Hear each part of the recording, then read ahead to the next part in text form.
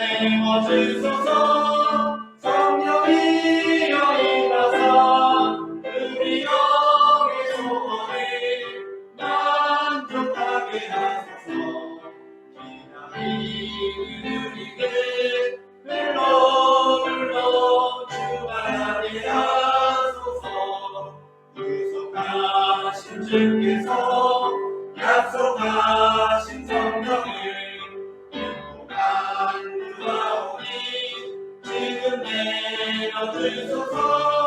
성령이여 임하사 우리 영의 소원을 만족하게 하소서.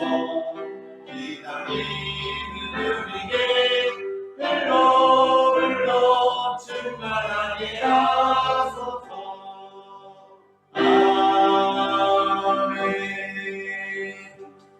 이어서 찬송가 192장 임하소서 임하소서 찬송하시겠습니다.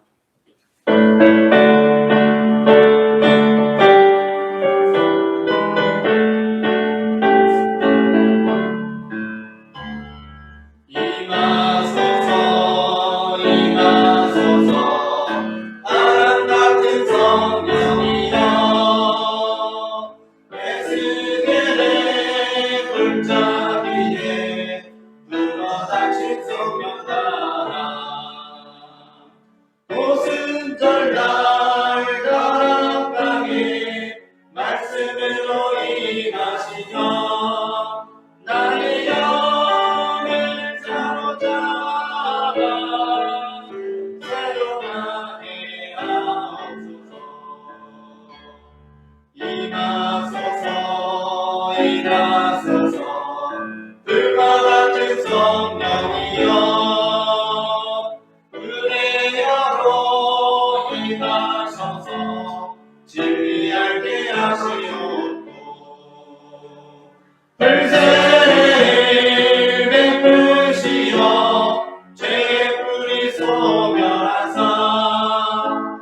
거룩하고 깨끗하게 변화시켜 주옵소서.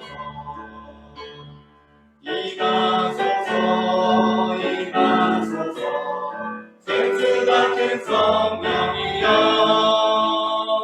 거친 들의 샘이 솟고 사랑의 눈물을 흐르고 생수 같은 주의 성령 폭포같이 부어주사 내 속에서 생명수가 흘러가게 하옵소서. 임하소서 임하소서 기름 같은 성령이여 은혜로서 치료하고 사랑으로 살리시오. 나의 영광 나의 삶이 단번하게 모정받아 어느 세상 밝히다가 들림 앞에 하옵소서. 아멘.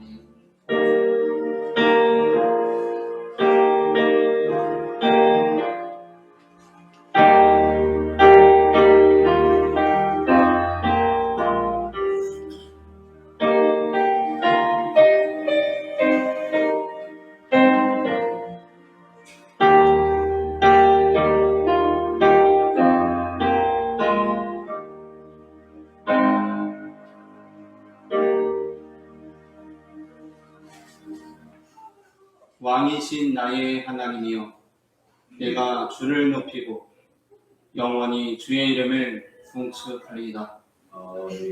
내가 날마다 주를 송축하며 영원히 주의 이름을 송축하리이다. 여호와는 위대하시니 크게 찬양할 것이라. 그의 위대하심을 측량하지 못하리로다. 아멘.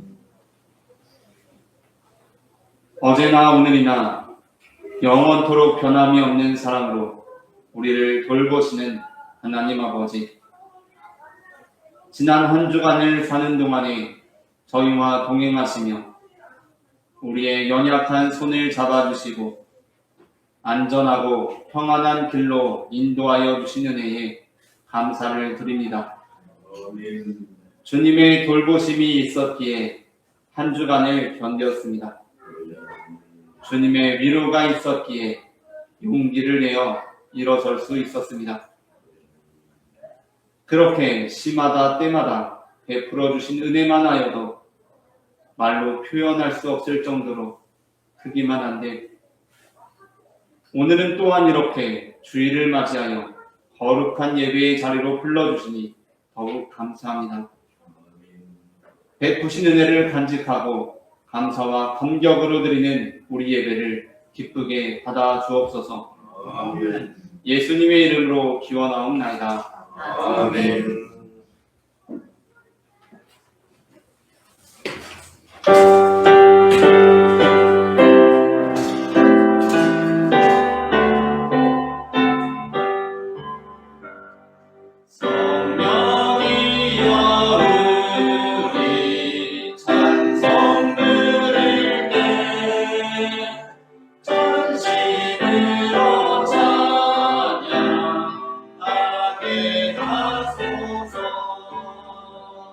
성령이여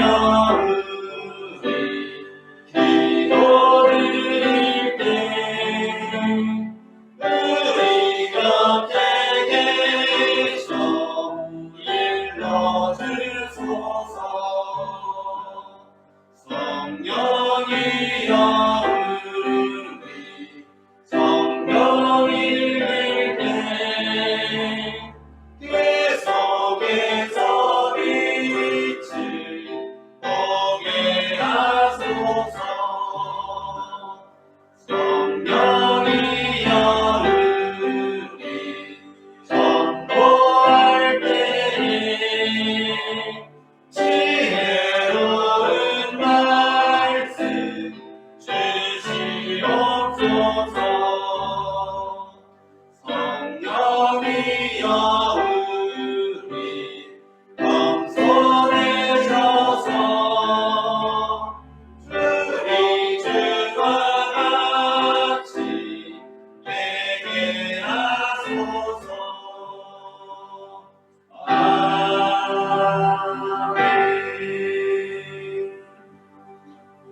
다 함께 우리 죄의 고백을 주님께 올려드리시겠습니다.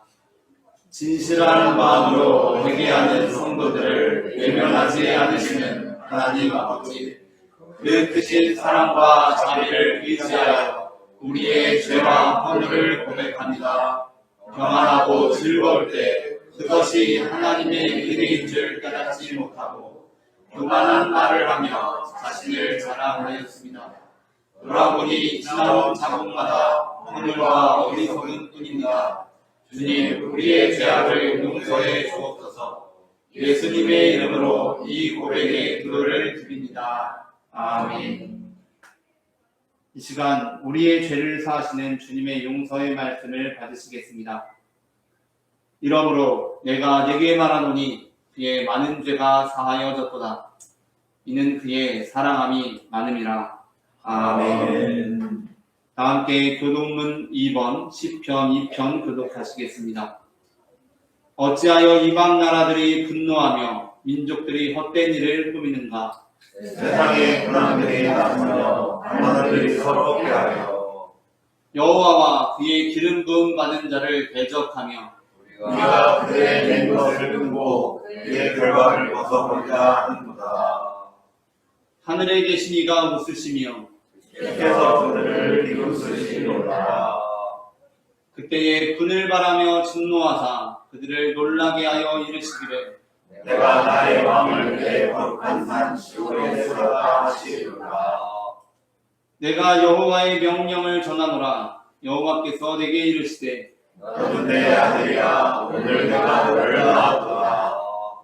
내게 구하라. 내가 이방 나라를 내 유업으로 주리니 내 소리가 땅끝까지 이르리로다. 아멘. 다 함께 사도신경으로 우리의 신앙을 고백하시겠습니다. 전능하사 천지를 만드신 하나님 아버지를 내가 믿사오며 그 외아들 우리 주 예수 그리스도를 믿사오니 이는 성령으로 잉태하사 동정녀 마리아에게 하시고 본디오 빌라도에게 고난을 받으사 십자가에 못 박혀 죽으시고 장사한 지 사흘 만에 죽은 자 가운데서 다시 살아나시며 하늘에 오르사 전능하신 하나님 우편에 앉아 계십니다. 그리로서 산자와 죽은 자를 심판하러 오시리라. 성령을 믿사오며 거룩한 공예와 성도가 서로 교통하는 것과 죄를 사하여 주는 것과 몸이 다치사는 것과 영원히 사는 것을 믿사옵나이다. 아멘.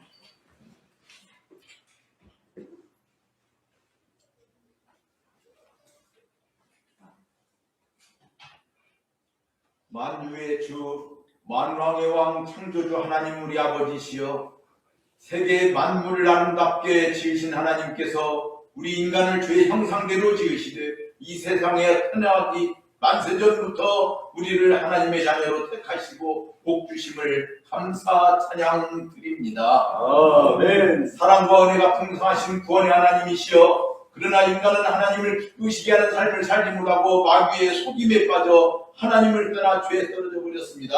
의인은 없나니 하나도 없고 모두가 죄인이 되어 어둠 속에 있던 우리에게 독생자 예수께서 빛으로 오셔서 우리를 다시 살리시고 하나님의 형상을 회복해 하셨으니 곧 십자가에 죽으심이라. 우리를 향하신 주님의 그 사랑은 여인의 후손이 그의 머리를 상하게 함으로 하나님의 말씀을 이루신 역사였습니다. 절망 속에 있던 죄인들에게 산소망 되신 우리 주 하나님께서 우리가 전식으로 감사드리며 우리 몸과 마음과 정성을 기울여 예배하오니 우리를 받으시옵소서. 보혜사 성령으로 우리에게 오셔서 함께 하시는 성령 하나님이시여, 이 나라의 민족을 붙잡아 주시고 함께 하시는 우리 주께서 지난 3일 전국 통시지방선거를 인도하여 주심을 감사드립니다. 선출된 일꾼들이 정직과 공의를 실천하고 하나님을 두려워하는 마음으로 바로 서게 하셔서 나라와 국민들의 온전한 일꾼들로 바로 세워지도록 은혜를 베풀어 주옵소서. 보국 보훈의 달 6월을 우리에게 허락하신 하나님 우리 아버지, 이 나라와 민족을 위해 하나님의 이름을 부르며 피 흘려 본받은 모든 내국 선열들의 영혼을 구원하시고 그 후손들과 이 나라를 축복하여 주옵소서. 이 나라가 하나님을 데려가는 불법과 불의에 빠지지 않게 지켜주시고 특히 입법기관인 국회가 바로 서게 도와주옵소서. 남북 간의 관계가 속히 복음으로 통일되고 서로 용서와 도움과 평화의 관계로 정착하여 굶주림으로 통받는 북한 주민들이 없도록 은혜를 베풀어 주옵소서. 전 국민이 마음 놓고 하나님을 믿으며 진리로 자유하는 기쁨의 삶이 되게 하옵소서. 또한 세계 곳곳에 해결되지 못한 전쟁 상황이 속히 종결되어 서로 손잡고 안정과 평화 속에 교류하는 은총을 허락하여 주옵소서.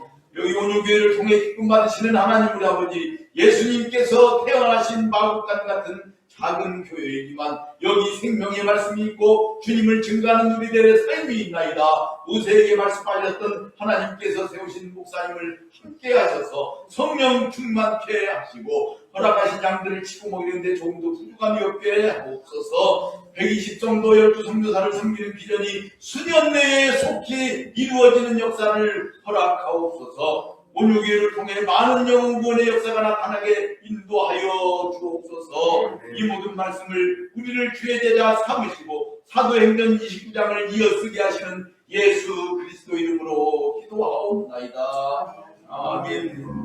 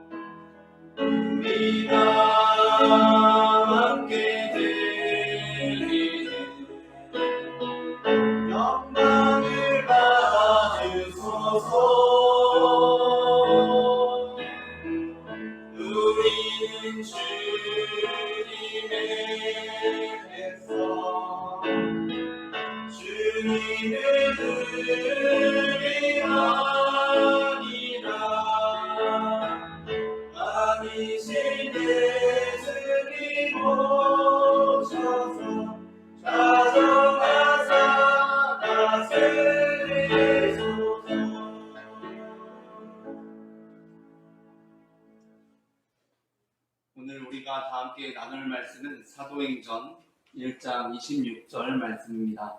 본문을 봉독하겠습니다. 제비 뽑아 마띠아를 얻으니 그가 11 사도의 수에 들어가니라. 아멘. 사도행전 1장 후반부에는 성령을 기다리던 교회 공동체가 가룟 유다 대신 마띠아를 12 사도 중 하나로 인정하게 되는 장면이 기록되어 있습니다. 본문에서 베드로는 11 사도 그리고 여자들, 예수의 어머니 마리아, 그리고 예수의 아우들, 그리고 120명이 되는 무리와 함께 기도하는 중에 공석이 된 유다의 자리를 채워야 한다는 생각을 하게 됩니다. 그리고 일어서서 시편을 근거로 삼아 유다의 자리를 채울 사람을 세우자고 주장합니다. 그렇게 결국은 제비를 뽑아 마띠아가 11사도의 수에 들어가게 됩니다. 보통 이 본문은 본문상에 어떠한 부정적인 뉘앙스도 들어가 있지가 않고 베드로가 성경을 근거로 이러한 주장을 하고 있으며 또한 그 방식도 기도와 구약의 근거를 두고 있는 제비 뽑기로 진행되기에 교회의 적절한 처신이었다라고 받아들여지고 있습니다.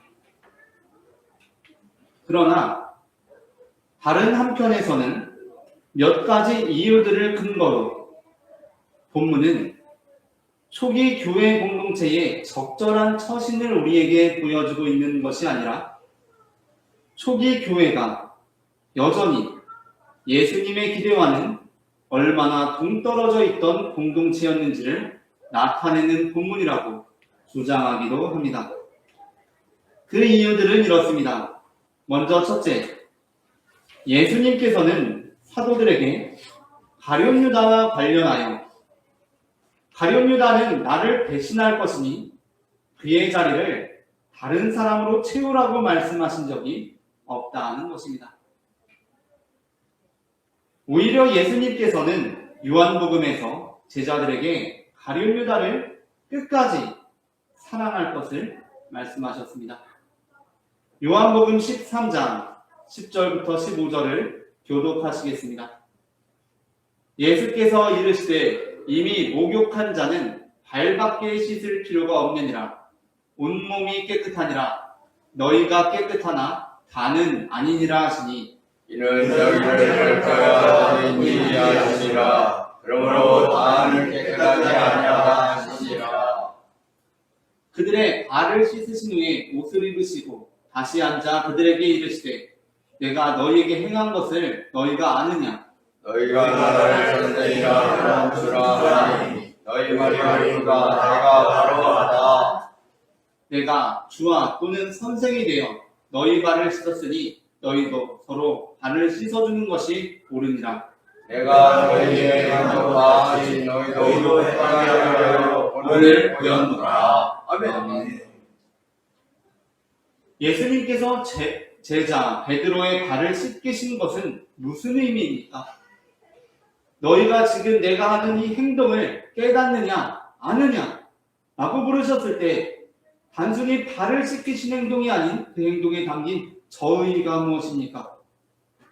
그것은 가룟 유다를 끝까지 사랑해야 한다는 말씀이었습니다.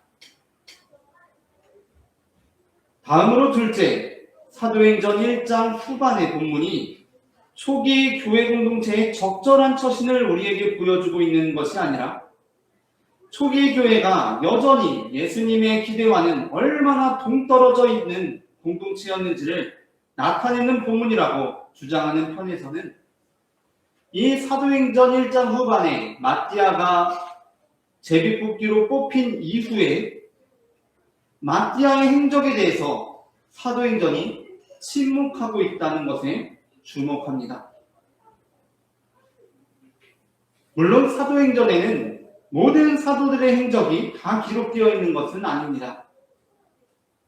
그러나 사도행전 1장 후반부의 본문이 단순히 우리에게 유다 대신 마띠아를 세우게 된 내용을 전해주기 위함이라면 마띠아의 행적이 더 이상 나오지 않는 것은 굉장히 의아하게 느껴지는 부분입니다.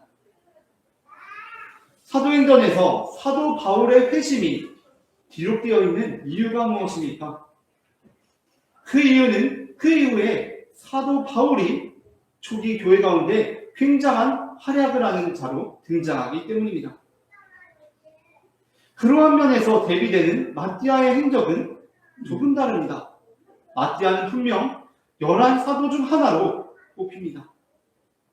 사도 바울이 끝까지 도전받았던 그 사도의 권위를 마띠아는 사도의 권위를 갖게 된 것입니다. 그러나 사도행전은 그 이후에 마띠아의 행동에 대해서 침묵하고 있습니다.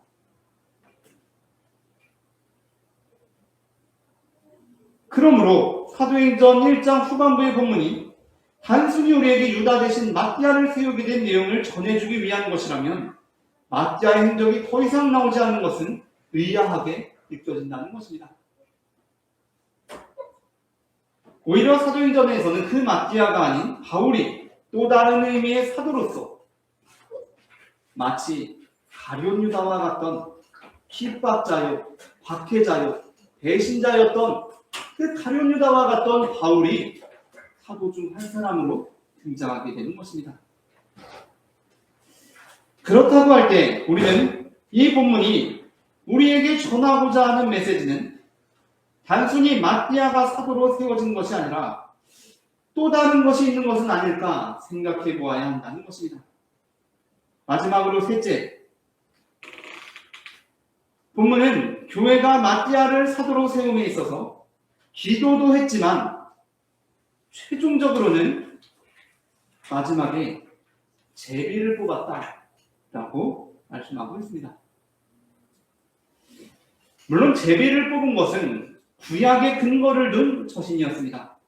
특히 제비 뽑기는 12지파의 땅 분배와 관련하여 하나님께서 명령하셨던 것으로 12사도와 직접적으로 연결되는 방식으로 보일 수도 있습니다.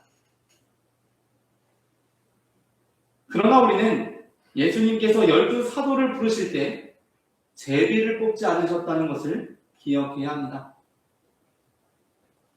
또한 신약에서 오늘 본문이 아닌 제비 뽑기가 등장하는 곳이 있는데 그것은 바로 로마의 군인들이 예수님의 속옷과 겉옷을 나누며 제비 뽑기한 것이었습니다. 즉 신약에서의 제비 뽑기는 예수님의 사역, 구약의 모든 전통을 새롭게 하신 그 예수님의 사역, 그 예수님을 모욕하는 행위로서 제비 뽑기가 이루어졌다는 것입니다. 그렇기 때문에 교회는 그 이후에도 제비 뽑기의 방식을 단 한 번도 반복하지 않습니다. 성경에서도 그렇고 그것은 오늘날에도 마찬가지입니다. 오늘날 만일 교회에서 의사결정을 할 때 제비 뽑기를 한다고 하면 대부분의 성도들은 그것을 당연하다고 받아들이기보다는 매우 이색적이고 특이하고 그러한 행위라고 생각할 것입니다. 따라서 사도행전 1장 후반의 본문이 초기 교회 공동체의 적절한 처신을 우리에게 보여주고 있는 것이라기보다는 초기 교회가 여전히 예수님의 기대와는 얼마나 동떨어져 있던 공동체였는지를 나타내는 본문이라고 주장하는 이들은 바로 이러한 세 가지의 근거들이 본문이 초기 교회 공동체의 적절한 처신을 우리에게 보여주고 있는 것이 아니라 초기 교회가 여전히 예수님의 기대와는 얼마나 동떨어져 있던 공동체였는지를 나타낸다고 주장하는 것입니다. 그러니까 사도행전 1장의 후반부 제자들, 사도들이 마띠아를 선출하고 마띠아를 제비뽑기로 뽑는 그 과정이 우리에게 의도하고 있는 것은 초기 교회가 이렇게 잘하고 있었다가 아니라 초기 교회가 이렇게 여전히 잘못하고 있었다라는 것을 우리에게 보여준다는 것입니다. 그렇다면 본문이 그렇게 교회에 적절하지 못한 처신, 즉 교회의 과실과 실수를 드러내는 것이라면 이 본문이 우리에게 전해진 이유는 무엇입니까? 우리는 다음 이어지는 본문을 통해서 본문의 의미에 대해서 다시 생각해 볼 수 있습니다. 교회는 실패했습니다. 또 교회는 잘못되었습니다.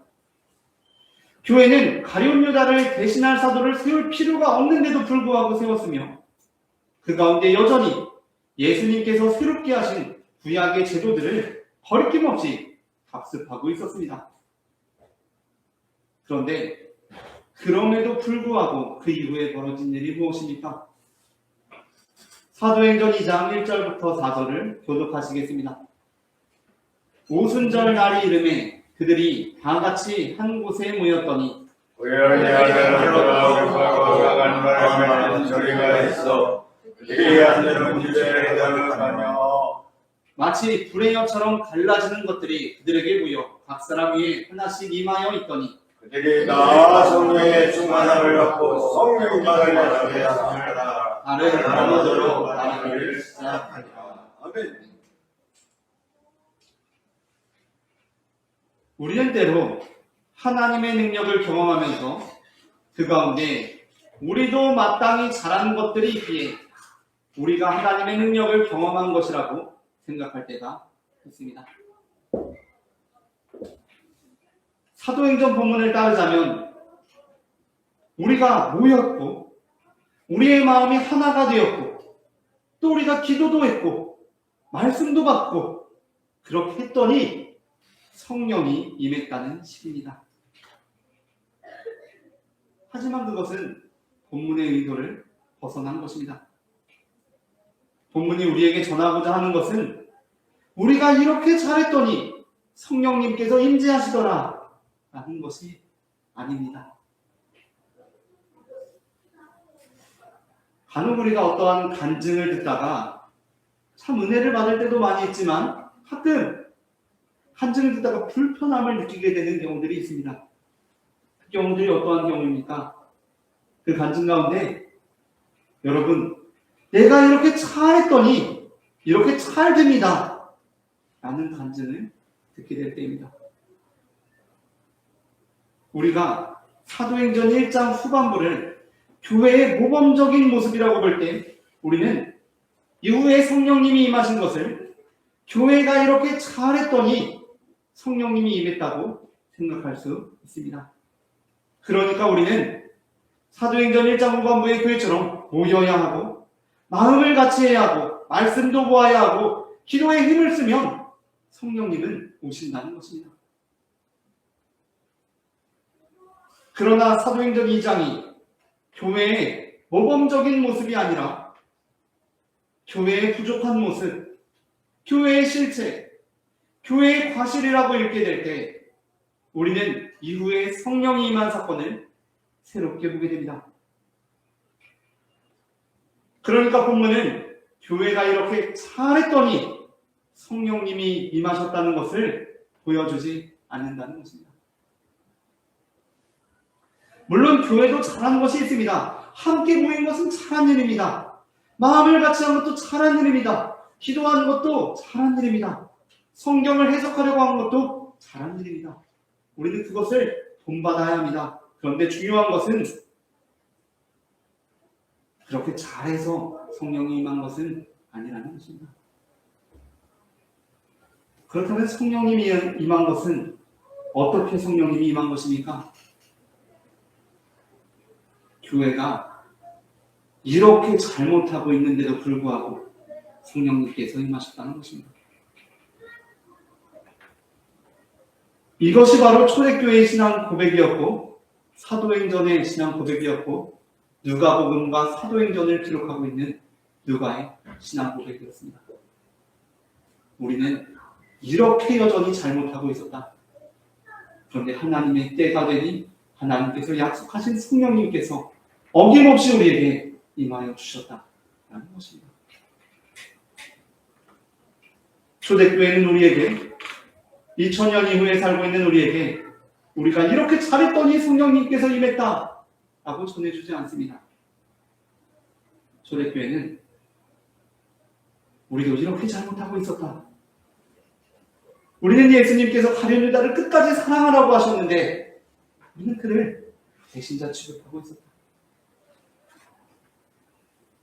우리는 예수님께서 구약의 모든 것들을 새롭게 하셨는데 여전히 옛것에 묶여서 옛부대에 매여 있었다.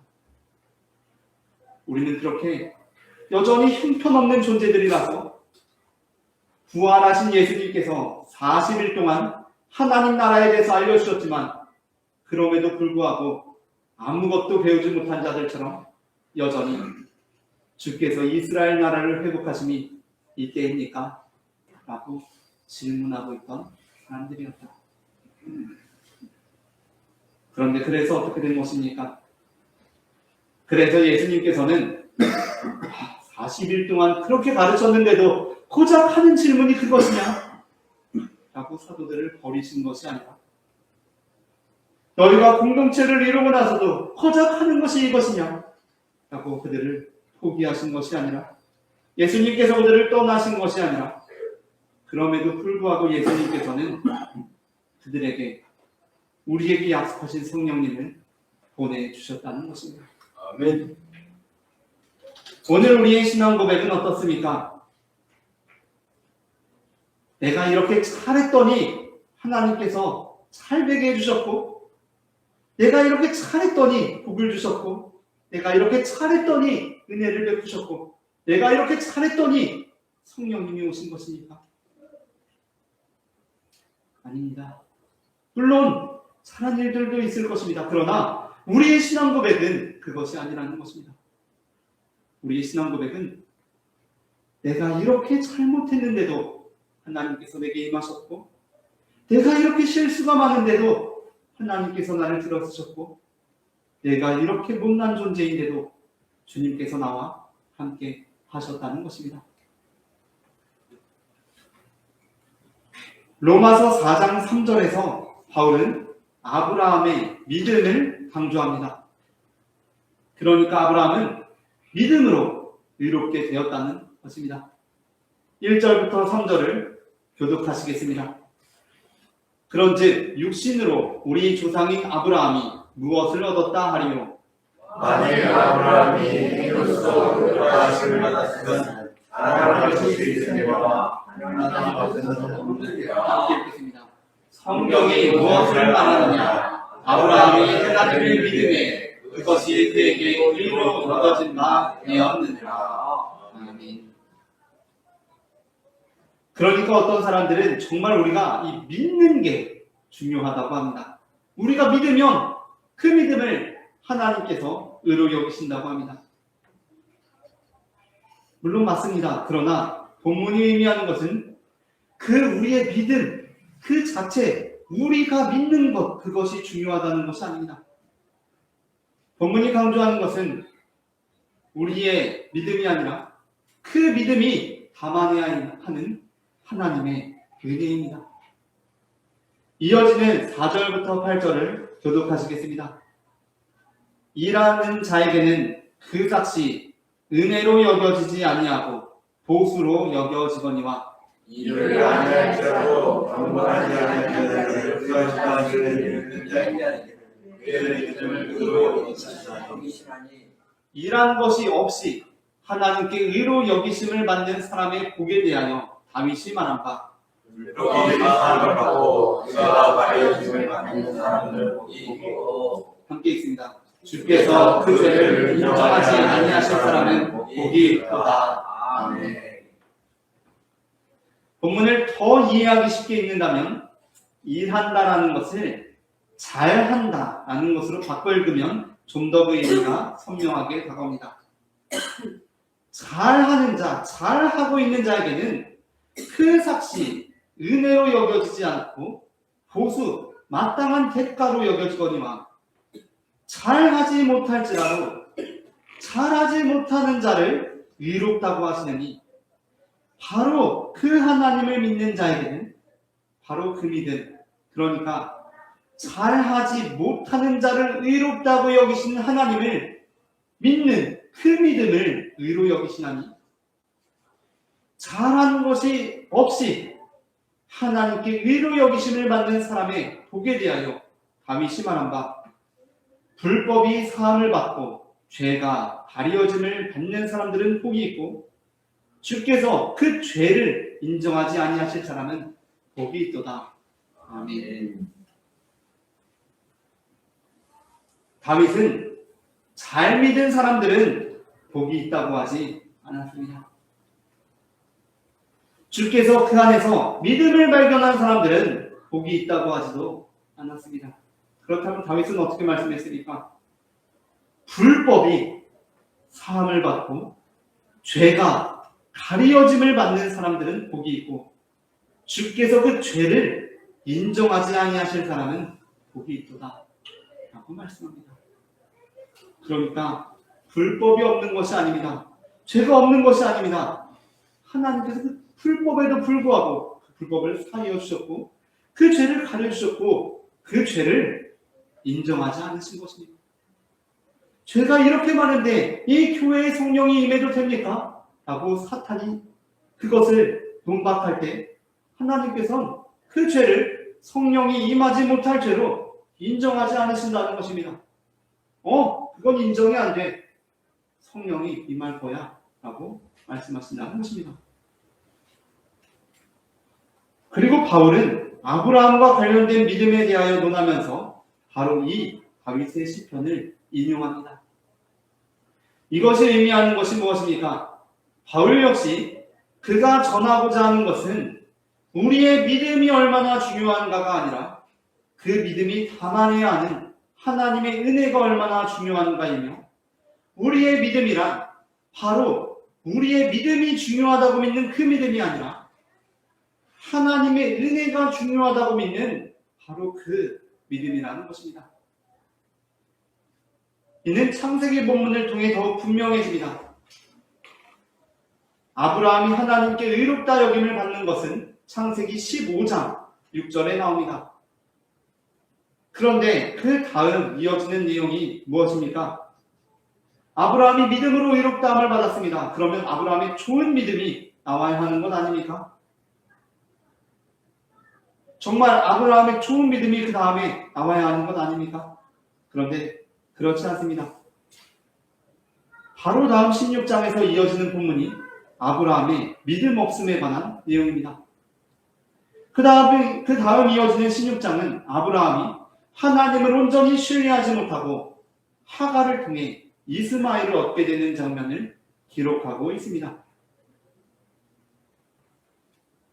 그런데 그 다음이 더 중요합니다. 그래서 어떻게 된 것입니까? 하나님께서 아브라함의 믿음을 의롭게 여기셨습니다. 그런데 이어지는 과정에서 아브라함의 믿음 없음이 탄로나고 말았습니다. 그러면 진짜 끝난 것입니까? 그렇지 않습니다. 중요한 것은 그 다음 장에서 하나님께서는 다시 아브라함에게 찾아오셔서 그 불법을 사해 주시고 그 죄를 가려 주시고 주님께서 그 죄를 인정하지 않으셨다는 것입니다. 하나님께서는 그 다음 장 17장에서 실수한 아브라함을 찾아오셔서 다시 그에게 후손을 약속하십니다. 우리가 믿는 것은 바로 그것을 믿는 것입니다. 복음서에서 예수님의 첫 번째 제자로 부각을 나타내던 베드로는 사도행전에 이르러 그의 수제자됨이 분명하게 이제 나타나기 시작합니다. 그런데 그렇다면 그는 어떻게 예수님의 첫째가는 제자가 될 수 있었던 것입니까? 베드로가 예수님께 처음으로 부름받았기 때문입니까? 베드로가 예수님께 주는 그리스도시요 살아계신 아들이십니다. 놀라운 신앙 고백을 했기 때문입니까? 다른 제자들이 아니고 바로 그 베드로만이 예수님께서 무리로 오실 때 예수님을 향해 조금이나마 무리로 걸었기 때문입니까?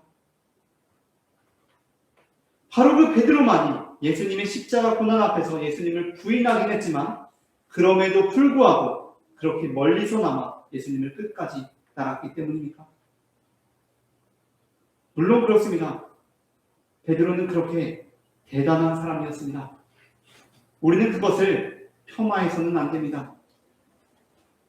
그러나 우리가 나중에 하늘나라에 이르러서 베드로를 만나 베드로에게 베드로, 당신은 어떻게 예수님의 첫째가는 제자가 되었느냐고 묻는다면 베드로는 우리에게 내가 그렇게 잘해서 내가 무리도 걷고 내가 예수님께 놀라운 신앙 고백도 했고 그렇게 잘해서 예수님의 첫째라는 제자가 되었다고 대답하지 않을 것입니다.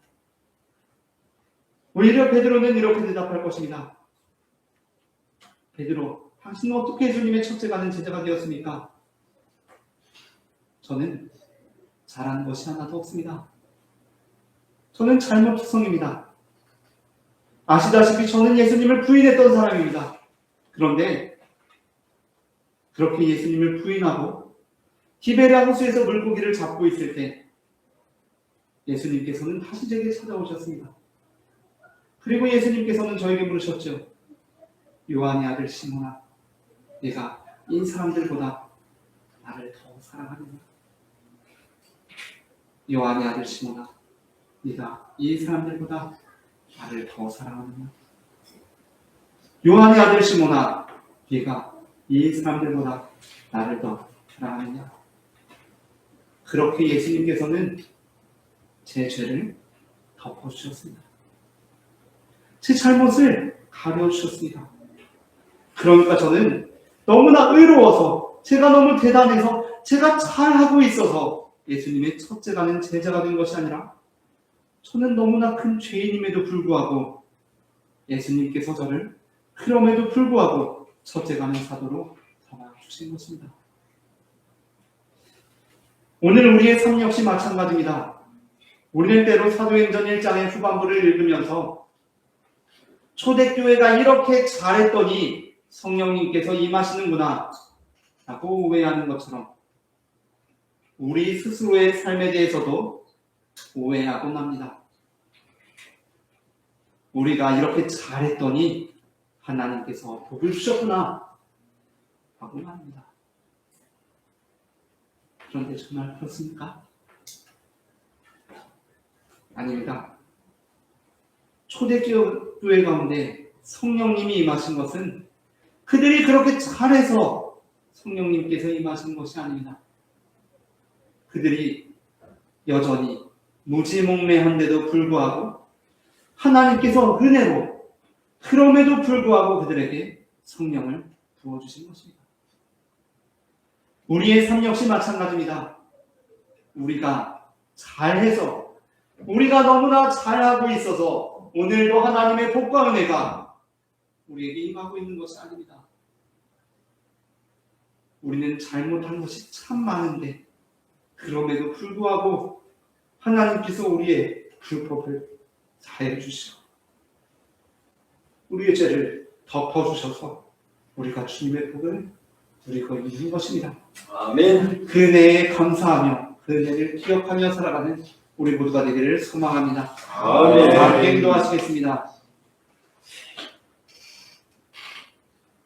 초대교회가 여전히 무지몽매한 가운데 있는데도 불구하고 그 불법을 가려주시고 그 죄를 인정하지 않으심으로 성령의 능력을 경험케 하신 하나님 아버지, 이 시간 우리가 주님 앞에서 잘하고 있다고 우리를 내세우고 있지는 않았는지 돌이켜봅니다. 주님께서 우리에게 복 내려주시고 은혜 내려주시면 우리가 잘하고 있어서가 아니라 우리가 잘못하고 있는데도 불구하고 우리가 오로지 죄악뿐인 존재들임에도 불구하고 주님께서 그저 은혜로 사랑으로 내려주신 것들임을 고백합니다.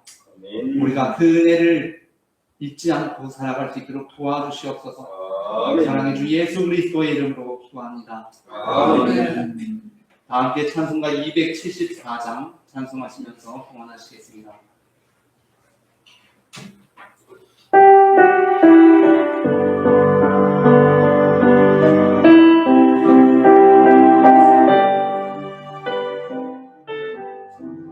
나의 원고 죄뿐이니 주 예수께 미워지는 나의 몸과 나의 마음을 깨끗하게 불 가지고 열심든지 불 가지고 배우든지 내 안방아 바닥에서 내 모든 죄를 하소서.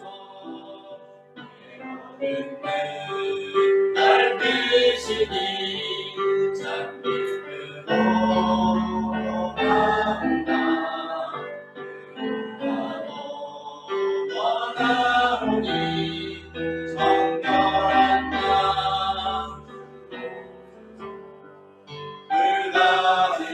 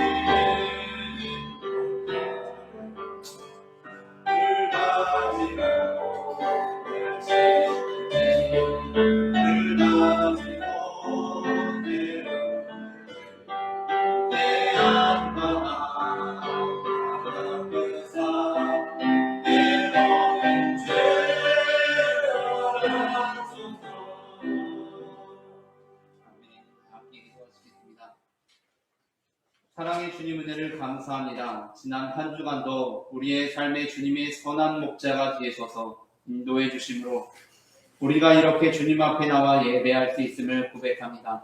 아멘. 시작되는 한 주간도 주님의 막대기와 지팡이로 우리의 걸음을 인도하여 주셔서 우리가 사망의 음침한 골짜기를 다닐지라도 해를 두려워하지 않는 삶을 살아갈 수 있도록 도와주시옵소서. 아멘. 이 시간 주님 앞에 거룩한 예물을 구별하여 드린 손길들이 있습니다. 그 손길들 기억하여 주시고 이 예물이 쓰이는 곳마다 하나님의 나라가 임하게 하여 주시며 드린 손길들 가운데 주님께서 부어주시는 은혜와 축복이 우리의 잔을 차고도 넘쳐 우리의 가족들에게, 이웃들에게, 동료들에게, 친구들에게까지 흘러갈 수 있도록 역사하여 주시옵소서. 아멘. 사랑의 주 예수 그리스도의 이름으로 기도합니다. 아멘. 이 시간에는 우리에게 생명을 주시는 주님의 몸과 피를 받으시겠습니다.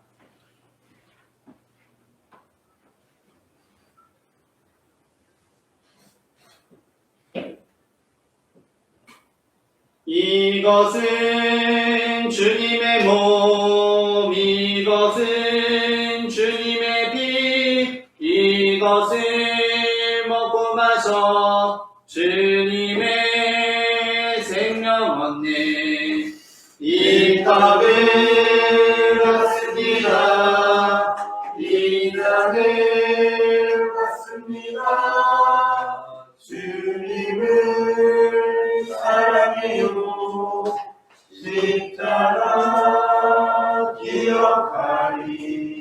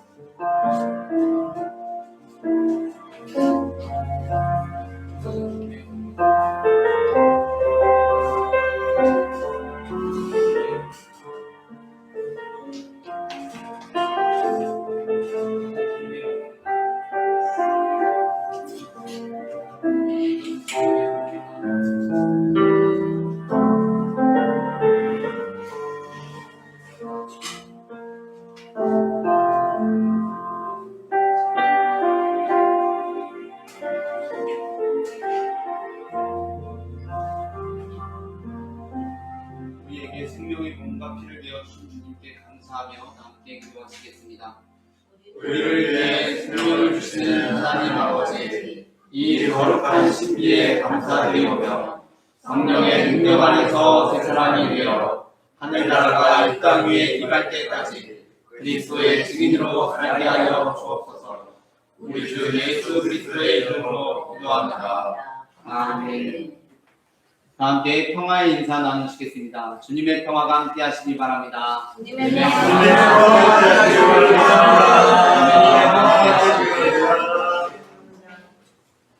오늘 교회 식사는 명품 설렁탕에서 하도록 하겠습니다. 다 함께 일어나셔서 찬송가 620장 여기에 모인 우리 1절 찬송하시겠습니다.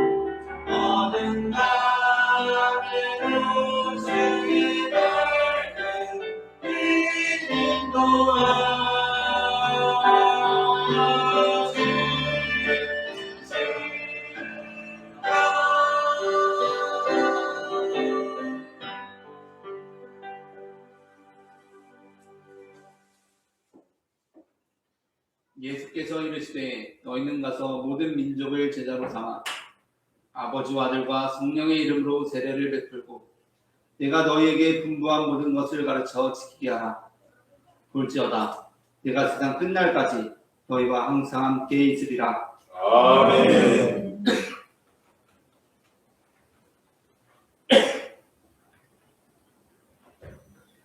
이제는 우리 주 예수 그리스도의 은혜와 하나님 아버지의 사랑과 성령님의 인도하심이 우리의 불법과 죄에도 임하시는 하나님의 은총과 사랑을 믿으며 늘 기억하며 살아가기를 소망하는 모든 성도들의 삶 가운데 지금부터 영원토록 함께 하시기를 간절히 축원하옵나이다. 아멘.